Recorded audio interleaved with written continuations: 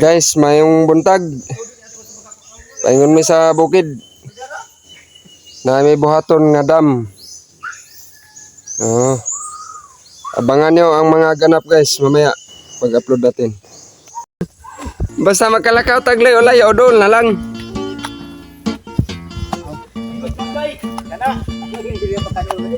Kaway bay, kaway.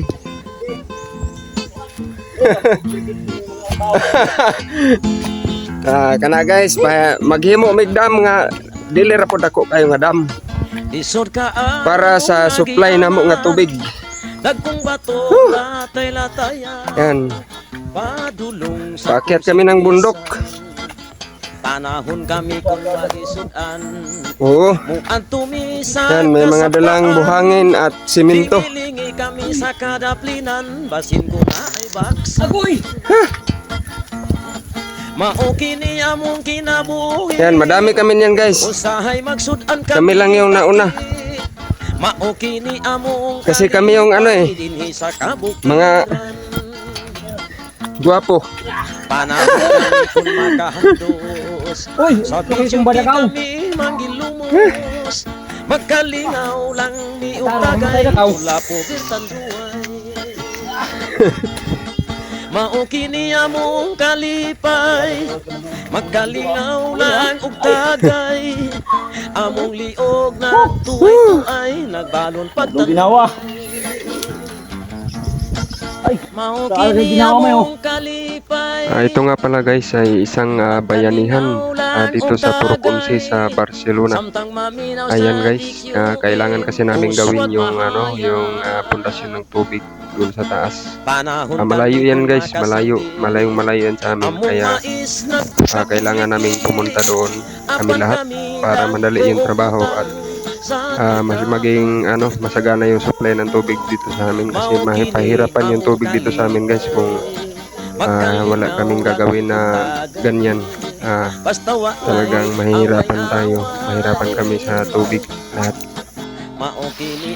Yan guys, sa mahabang paglalakad nakarating kami dito. Okay, yan guys no. Makikita mo kung lahat magtutulungan, masaya yung trabaho at yak ako madali lang gagawin yung trabaho namin. Among liog nagtuay-tuay, nagbalon pagtanduay. Itong side na to guys, dito ilalagay yung maliit na dam. Maliit lang yung gagawin namin para lang ma-sustain yung supply doon sa amin at hindi talaga magkulang. Kaya kailangan namin lagyan ng maliit lang na dam. Yan yung hose papunta yan doon sa baba. Punta doon sa aming barangay. Yung source ng tubig namin Yan, guys. sama-sama kaming lahat. Dito kami maglagay tutulungan namin yung gagawin. Maliit na dam. At sana, at bago ang lahat guys, tignan nyo muna yung view dito guys. Yung view, nakita yung dagat sa baba. Yan. Ang layo nito guys, mula doon sa amin, siguro nasa mga 3 kilometers. Siguro papunta dito sa bundok na to guys. Napakagandang lugar, magandang view, masarap yung simoy ng hangin, malamig at malinaw yung tubig. Yan guys, may pools yan sa baba. At yan guys, balik na naman tayo. Balikan natin tong trabaho namin guys. Ito yung maliit at munting dam na gagawin namin na sana makatulong ito na madagdagan yung supply natin dun sa tubig namin dun sa baba guys. At yan yung mga kasama ko. May nagmamasa ng simento. Yan. May parang engineer. Para mabidyohan kita ito. Tinabangay ang tao sa Purok 11 pagtagbo sa tubig. Kunsan ba sa kunsan eh? Purok 11. Sa Purok 11 na kunsa ta dire. Pagtagbo. Tinabangay ang mga tao sa Purok 11 para makatubig. Oo. Uswag mahal. Ikaw ba? Very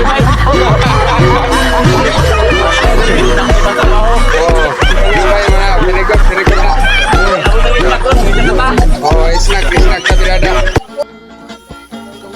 Mao kini among kalipay, magkalingaw lang kog tagay, basta walay away-away.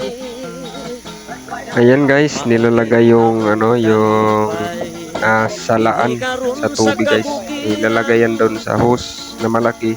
Yan, yung nakalagay dyan na hose, malaki yan.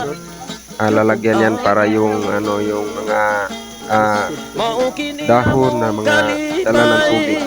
magkalingaw Yung mga lang kog dumi, tagay, among masasala na dyan. tuay Hindi na tuay mapupunta doon sa hose at hindi na magiging barada, hindi yan babara. Mao kini among Yan. kalipay, Pinaplano nila kung anong gagawin. Yan yung nagdala dyan sa trabaho. samtang maminaw sa DQM, uswag mahaya. At maraming salamat sa mga tao sa Purok. Lahat na nag-cooperate, tumulong, sumama doon sa trabaho namin na yan. Yan. Maraming salamat sa inyong lahat.